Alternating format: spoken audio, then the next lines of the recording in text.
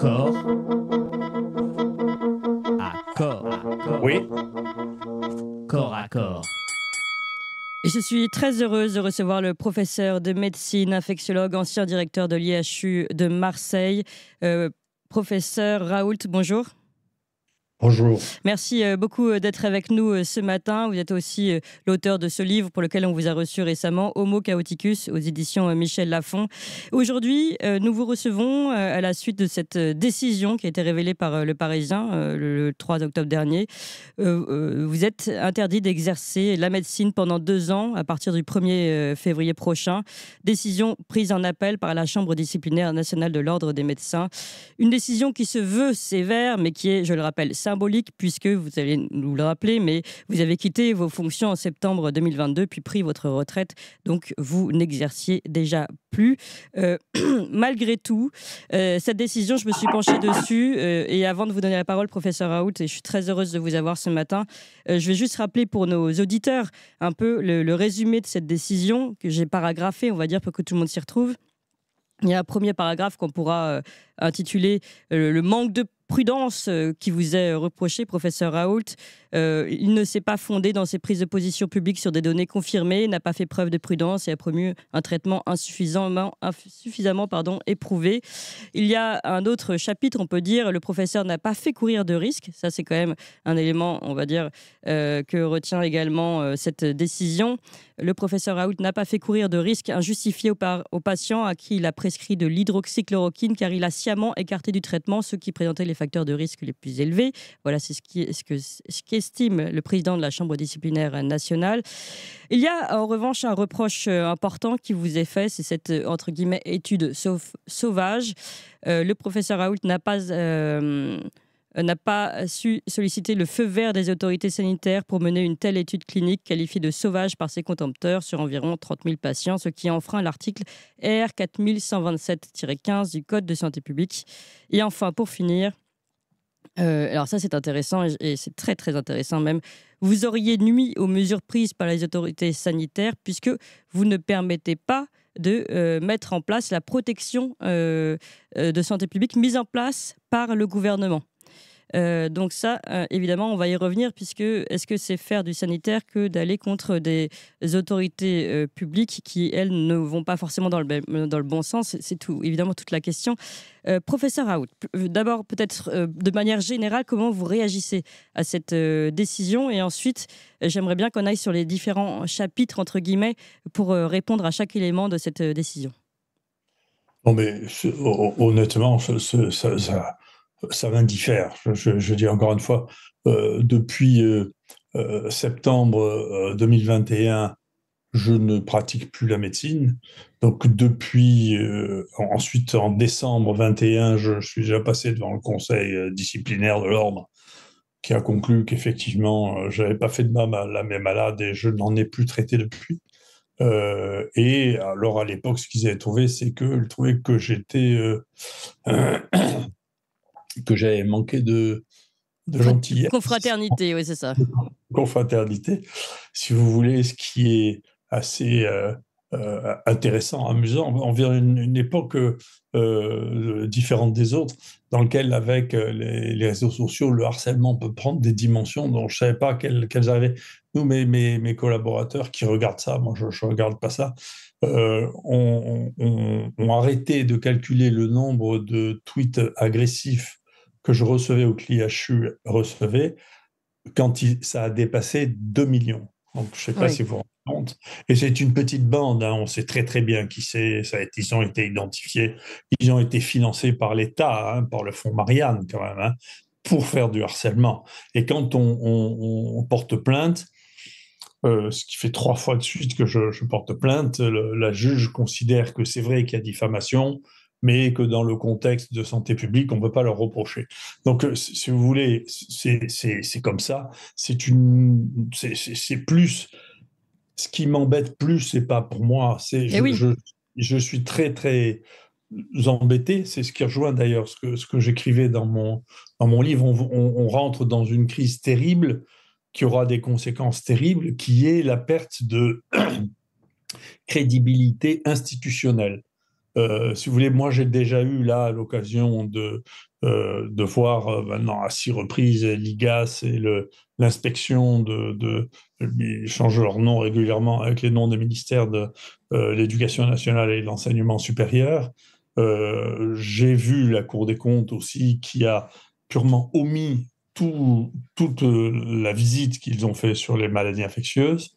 Et donc, je suis très inquiet de voir que ce qui tient l'État en dehors des élections, c'est-à-dire toutes nos institutions actuellement, sont très affaiblies. Vous avez qu'à voir, c'est l'IGAS, on nomme l'IGAS quand on veut se débarrasser de quelqu'un qui a échoué à quelque chose, on le nomme à l'IGAS ou à la Cour des comptes ou au Conseil d'État en fonction du degré du fait qu'on l'aime ou qu'on l'aime pas. Cette manière de nourrir les grands corps de l'État par des serviteurs qui ont échoué n'est pas une manière d'aider le pays à être géré, c'est-à-dire ce contre-pouvoir administratif qui devrait être fait de sages, si vous voulez, ne joue plus son rôle.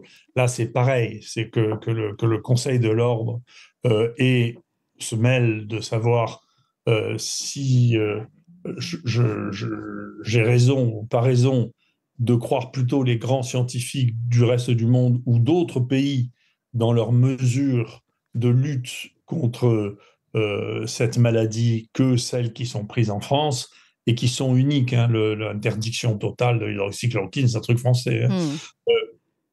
C'est un problème majeur, c'est-à-dire, et qui m'inquiète, sans vous, je ne suis pas vexé les journalistes, mais vous savez, ça fait 30 ans que les journalistes et les hommes politiques sont les gens en qui les gens ont moins confiance, ce qui est une des raisons d'ailleurs de la bascule sur les réseaux sociaux aux dépens des journaux traditionnels. Là, la crise actuelle fait apparaître quelque chose qui est extraordinairement dangereux, c'est la perte de confiance dans les médecins et dans la science. Et ça, c'était pas comme ça. Il y avait des sondages qui montaient, les gens, ceux en qui les gens avaient le plus confiance, c'était leurs médecins, les scientifiques. Et là, cette ambiance de corruption, de décision, d'obéissance est quelque chose d'obéissance à des propositions qui n'ont pas de sens, hein, qui ne sont basées sur aucun phénomène scientifique, c'est inquiétant. Et du coup, il y a dans la population de vrais problèmes. Et si on rejoint l'actualité, vous avez vu ce jeune pompier qui a dû faire on a reçu ce matin. Oui, qui a dû faire un faux pass pour être réintégré, c'est-à-dire que quand on a des mesures qui ne sont pas rationnelles et ne sont pas comprises, on favorise la désobéissance civile. Mais c'est très grave. Vous savez, un pays dans lequel les gens ne croient plus dans les mesures, ils pensent que ces mesures sont prises pour des raisons qui ne sont pas bonnes pour eux, on favorise la désobéissance civile et la dissolution de la société. Donc c'est extrêmement grave. Oui, ça, vous soulignez ce décalage entre la vie réelle, peut-être ce qui se passe réellement, le soin que vous avez pu apporter à vos patients, et plus généralement, voilà, ce réel, et puis le discours politique aujourd'hui et médiatique, vous avez raison de le souligner, et il faut le dire, qui est complètement, qui raconte une autre histoire, en fait, sauf que c'est celle qui est relayée aujourd'hui, et celle qui a le pouvoir, et pour revenir sur l'ordre des médecins, c'est ça qui est intéressant. Alors évidemment, et je le soulignais en introduction, que ça ne vous touche pas directement, puisque vous avez votre réputation, vous avez vos échanges internationaux, vous aviez pris votre retraite, mais malgré tout, si vous étiez en début de carrière, l'ordre des médecins qui vous empêche d'exercer, ça reste une autorité arbitraire aujourd'hui qui prend une décision parce que finalement, quand on relit cette décision, parce que j'ai pris le temps quand même de reprendre chaque élément cité par le Parisien, parce que c'est lui qui a fait le travail sur ce sujet, qu'est-ce qui vous est véritablement reproché? C'est d'avoir nui aux mesures prises par les autorités sanitaires. Hein, je répète cette citation. Il a nui par des propos dénués de pondération aux mesures prises par les autorités sanitaires aux fins de protection de la santé publique. En gros, vous n'avez pas favorisé le discours d'Olivier Véran. C'est ça qui vous est reproché. Oui, si vous voulez, c'est un deuxième problème. Il y a eu un premier problème qui est que ce qui était le rempart contre les dérives, c'est-à-dire les grands corps de l'État, est actuellement en très mauvais état. Et puis, deuxièmement, si vous voulez, le casting de ce pays, le casting de ces gouvernements est effarant. J'en ai vu défiler depuis le temps, mais les derniers ministres de la Santé qu'on a eus, c'est honteux, quoi. C'est pas raisonnable. Donc, on peut pas me faire des leçons. Vous savez, peut-être que ça apparaît orgueilleux, mais pendant 20 ans, j'ai été le plus cité au monde de tous les microbiologistes. D'accord? Je fais partie des deux médecins les plus cités dans ce pays. Donc, j'ai une certaine connaissance des choses. Quand vous mettez les ministres qui sont absolument ignares en termes de science et qui prennent des décisions basées sur les gens qui ont du temps libre pour discuter avec eux, sans base, et qui ont une espèce de certitude, je vous assure, ça restera comme un des souvenirs de ma vie, hein, Olivier Véran m'expliquant que quand je lui disais il faut faire attention, ce virus a des mutants, et disant face à face, comme ça, à 1 mètre de distance, ce virus ne mute pas. Vous savez, il n'a jamais regardé une séquence de sa vie. Moi, j'ai eu le premier séquenceur automatique au monde dans un laboratoire de microbiologie en 92. Je ne sais pas si vous voyez. Donc, il y a quelqu'un qui n'a jamais fait de séquence, qui est en face de... Et on se dit, attendez, vous ne suivez pas. Après, Delfrécy lui-même a dit, ça ne sert à rien. Finalement, on s'est trompé. Et le type qui est le meilleur au monde, il s'appelle Ioannidis, qui est aux États-Unis à Stanford, a fait en 2021 un article. Alors, les États-Unis, c'est très pratique parce que chaque État avait une politique différente, où il a montré que le confinement ne servait strictement à rien, de même que les masques dans la rue. Donc, est-ce que je dois croire Olivier Véran ou Ioannidis? Mais enfin, moi, je suis un scientifique, je ne suis pas un clown. Je ne crois pas plus Véran que la fille qui lui succédait, dont la performance médicale était d'avoir été secrétaire médicale et qui est passée d'ailleurs dans un grand corps de l'État qui va maintenant vérifier les hôpitaux, qui est l'IGAS. Non, mais il faut s'arrêter de mettre n'importe qui, n'importe où, si vous voulez, et en plus de leur donner une autorité et de penser que l'autorité ne vient pas de la science, mais du fait qu'ils ont été nommés à ce poste-là pour des raisons qui restent inconnues. Mais non, les raisons, elles sont connues. C'est que justement, ils servaient ce récit-là. Et aujourd'hui, c'est bien le problème. C'est le conflit entre un scientifique qui cherche à faire son travail avec un débat scientifique qui peut être contesté, mais dans le cadre d'un débat scientifique, et des personnes qui sont devenues des politiques avant tout et qui servent visiblement un projet plus qu'un autre, plus qu'une vérité scientifique. Et ça, c'est tout ce décalage. Et encore une fois, l'Ordre des médecins se fait la chambre d'écho de cette arbitraire politique, on va dire, par rapport à la science. Oui, puis encore une fois, je m'excuse, je suis mon chemin intellectuellement. Il y a des phénomènes qui sont surréalistes, vraiment. Ça, c'est surréaliste, de dire à quelqu'un qui a pris sa retraite et je suis désinscrit, je ne suis pas au tableau de l'ordre, donc je me fiche complètement de ce que dit l'ordre, ça ne m'intéresse pas. Ils n'ont pas autorité sur moi, d'accord. La deuxième chose, je suis sidéré. Il y a un type dont je pense que c'est un brave type, hein, qui était un médecin urgentiste, Braun, qui est propulsé ministre. Il se trouve que par hasard, ce ministre avait fait sa thèse sur l'hydroxychloroquine dans les cas de suicide. Sa thèse avait disparu, elle n'était plus sur Internet, elle a même disparu de sa faculté de médecine. Mais je l'ai retrouvée parce que j'avais beaucoup d'amis qui cherchent les choses et on l'a, cette thèse. Je l'ai mise sur Internet et François l'a mise sur Internet. Et Azalbert, le directeur de François, l'a interrogé, c'est sur son site, on peut le voir, hein, en disant, on a retrouvé votre thèse, est-ce que ça vous ennuie qu'on la publie? Il a dit non, pas du tout. Il a dit, mais dans cette thèse, vous dites que les doses qui ont été utilisées par M. Raoult n'étaient pas toxiques, puisque les doses toxiques, c'est au-dessus de 2 grammes, 3 grammes, et M. Raoult utilisait 600 mg par jour. Et vous n'avez pas relevé que dans la grande étude de référence recovery anglaise, au contraire, il donnait des doses toxiques. Toxiques, tout à fait. Et le ministre a répondu, écoutez, on a décidé de ça, mais je n'ai pas regardé les protocoles. Donc, il écrit ça. C'est bien. Et donc, vous vouliez que j'obéisse à ça? Oui. Mais Dites, je ne fais pas ce métier, je ne suis pas un magicien ni un pion. Enfin, ces politiques pensent maintenant, et l'ordre des médecins suit ça, que les médecins sont des pions. Non, les médecins, ils sont là pour soigner les gens, pas pour croire des fadaises, vous voyez. Oui, mais le problème, c'est que, comme vous le dites, vous êtes au-dessus de ça, mais tous les autres médecins ne le sont pas forcément et les jeunes chercheurs ne le sont pas. Donc ça veut dire que toutes les personnes qui veulent faire leur travail honnêtement aujourd'hui, dans la science, vont être bloquées par les clowns que vous mentionnez. C'est un problème grave au-delà de ce sujet qui vous intéresse personnellement. Cet ordre des médecins et ces politiques qui aujourd'hui décident de comment les médecins doivent penser et ce qu'ils doivent rechercher et ce qu'ils n'ont pas le droit de trouver finalement.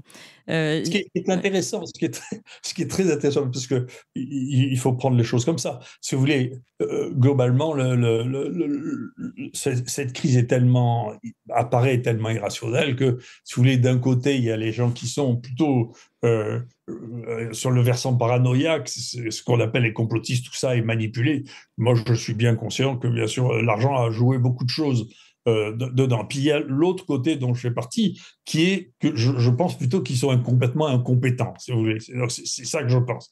Et je me demande avec beaucoup de gourmandise ce que va faire le Conseil de l'ordre, parce que le nouveau ministre de l'Enseignement supérieur et de la Recherche a pris des positions qui sont finalement l'hydrochloroquine, ça doit marcher, le confinement, ça sert à rien, et la vaccination généralisée, ça marchera pas, ce qui était des évidences. Oui. Comment on va se débrouiller maintenant ce Conseil de l'ordre qui a joué le valet du gouvernement précédent avec ce gouvernement maintenant dans lequel le responsable de la recherche dit l'inverse de ce que disaient les autres avant. Donc vous voyez bien que tout ça, c'est pas du béton comme décision, hein, mais ce que l'on voit, c'est cette incapacité, à la différence, vous voyez, les Suédois ont très très bien géré la crise, ils n'ont pas fait de confinement, ils n'avaient pas de masque, mais ils ont fait une erreur, une vraie erreur, c'est au lieu de se concentrer sur les gens, parce qu'ils se sont laissés embarquer sur un discours dont on savait depuis le début qu'il était faux, qui était que c'était une maladie grave qui allait atteindre tout le monde. En réalité, c'est une maladie qui n'était grave que pour les gens de plus de 70 ans. Au lieu de s'occuper de ça,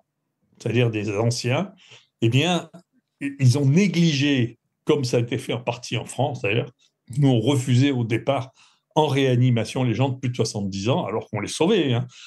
Eh bien, sur ce point-là, au bout de 8 mois, le gouvernement suédois a fait un mea culpa en disant on s'est trompé. Voilà, des gens qui ont une maturité, si vous voulez, dans la gestion qui me fait de la peine. Je voudrais bien que mon pays en soit à ce niveau-là, en disant écoutez, on va faire une grande enquête, on va mettre les choses à plat. Il ne s'agit pas de mettre les gens en prison, il s'agit de ne pas refaire la même erreur demain. S'il y a un nouvel épisode, il ne faut pas faire la même erreur demain, c'est-à-dire avoir une politique thérapeutique basée exclusivement sur l'avis de l'industrie pharmaceutique, mais avoir des gens qui réfléchissent, qui prennent des décisions sans avoir de lien trop évident, si vous voulez, avec l'industrie pharmaceutique. Moi, je pense que, par exemple, c'est pas qu'au niveau français, les institutions, vous savez, je me suis fait traiter de complotiste par un de vos confrères parce que je lui ai dit que Bill Gates avait une influence trop importante sur l'OMS. Ces deux fondations, Bill Gates représente 18% du financement de l'OMS, c'est-à-dire le plus important, devant l'Amérique. Et celui qui vient après, c'est une association de groupes pharmaceutiques. Si vous voulez avoir une institution qui aide à réfléchir dans ces crises, il ne faut pas le faire avec ceux qui en bénéficient, parce que Bill Gates s'est enrichi d'une manière inouïe grâce à cette crise, avec les investissements qu'il a fait sur les conseils qu'il avait donnés. Je ne sais pas. Ça s'appelle être juge et parti, ça s'appelle de la collusion, habituellement, quand on applique la déontologie. Oui, professeur c'est factuel, tout le monde peut regarder ça. Bien sûr. C'est vrai que Bill Gates distribue 635 millions de dollars à la presse. Qu'est-ce que je vous dise Alors, pas à nous, je précise tout de suite. Pas vous, non. Ce qui touche le plus, c'est Le Monde, le journal de référence. Parce qu'à chaque fois que quelque chose est censé être celui qui est crédible, c'est bien entendu la première cible de ceux qui veulent faire passer des messages. Voilà. J'y arrive, professeur Raoult, et ce sera ma dernière question. Vous avez parlé de désobéissance civile, vous parlez de crédibilité, de gens qui font leur travail face à des personnes qui ont tout simplement des récits peut-être orientés, mais pour des raisons politiques. Que pensez-vous? Ça va être quoi la suite pour les médecins, mais pas que d'ailleurs? Aujourd'hui, c'est quoi? C'est entrer en désobéissance civile, justement, faire des études, entre guillemets, jugées sauvages parce qu'elles n'ont pas eu l'autorisation de faire les études. C'est faire prendre des passes, des faux passes parce qu'on vous impose des passes qui ne sont pas cohérents. Finalement, c'est ça, c'est entrer en dissidence médicale et pas que? Non, mais de toute manière, je veux revenir sur ce point. Nous, on n'a pas du tout fait d'études illégales, hein. En France, il y a la loi est celle-là. Elle avait d'ailleurs parfaitement, le premier jugement était parfaitement lucide sur ce point de vue-là. Les médecins ont le droit de prescrire des médicaments qui ont une autorisation Sur les marchés. sur le marché pour d'autres pathologies que celles pour lesquelles ils ont une autorisation sur le marché, à titre compassionnel, c'est-à-dire que chaque médecin est libre de sa prescription. En pédiatrie, par exemple, il y a 70% des traitements qui sont donnés qui sont hors AMM parce que, pour des raisons de sécurité, l'AMM considère que les tests sur les enfants n'ont pas été suffisants pour prouver qu'il y avait une innocuité. Ça n'empêche pas les pédiatres de traiter les enfants avec ces médicaments. Donc, nous, ce que nous avons fait, c'est une étude rétrospective. On a regardé par quoi avaient été traités les gens. Il y en a qui étaient traités par l'hydroxychloroquine et azithromycine, d'autres qui étaient traités par l'ivermectine, d'autres qui étaient traités par aucun de ces médicaments. On a analysé et comparé les différents traitements des gens qui sont venus se faire soigner à l'IHU. Parmi ceux-là, il y avait l'hydroxychloroquine et l'azithromycine qui étaient ceux qui ont donné la meilleure performance. Et bien entendu, c'est notre devoir. Ce qui est très intéressant, c'est que l'ANSM, l'IGAS et donc on a eu les trois grandes institutions sont venues nous visiter pendant 8 mois. Ils nous ont jamais reproché de faire une étude qui était illégale. Ce qu'ils ont considéré comme étant illégal, c'est de la publier. Or, là aussi, on a suivi tout à fait la procédure. La procédure, c'est de demander à la séance publique si on peut rendre publiques nos données à condition de les anonymiser, et c'est ce que nous avons fait. Donc, on attend, nous, avec beaucoup d'intérêt, s'il y a un procès qui finit par arriver, qu'une étude raisonnable soit faite de ce qu'a dit la NSM, de ce qu'a dit l'IGAS au moment où ils sont venus pendant 6 mois. On leur a donné 15 000 documents. C'est bien clair. Et donc, ma question sur la dissidence, oui, allez-y. Oui, je vais finir sur une chose pour continuer dans ce casting qui est effarant, hein. La directrice de la NSM, Mme Ratignier, qui vient d'être promue directeur de l'ARS, et qui évaluait la recherche clinique que nous faisions, a fait en tout et pour tout dans sa vie une publication internationale. Dans cette publication internationale, elle aurait dû demander l'avis, c'est de la recherche clinique avec des prélèvements faits par cette étude. Ça, de publier ça sans avoir un comité de protection des personnes, c'est illégal. D'accord. C'est la seule publication qu'elle avait. Nous n'avons fait aucune publication illégale. Et nous sommes jugés par ça. C'est terrifiant. C'est-à-dire que c'est les non-sachants qui sont... C'est la révolte des non-sachants contre les sachants. C'est terrifiant. Mais alors justement, à cet égard, que pensez-vous qu'il peut aujourd'hui se produire? Je sais que vous ne lisez pas dans les mares de café malgré tout. Vous avez parlé de désobéissance civile.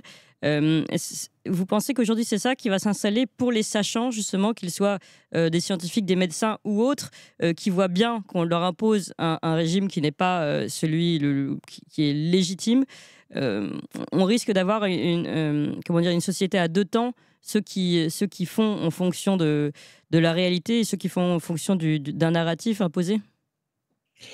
Je ne sais pas ce qui va se passer. De toute manière, vous voyez bien que cette crise, y compris si elle a une part de révélation de l'état du pays, elle ne fait que rentrer dans une situation, vous voyez bien quand même la situation politique actuelle où il y a un gouvernement qui n'a pas de majorité, le pays est éclaté entre donc on est dans une situation d'impasse, personnellement c'est ce que je ressens, d'impasse politique.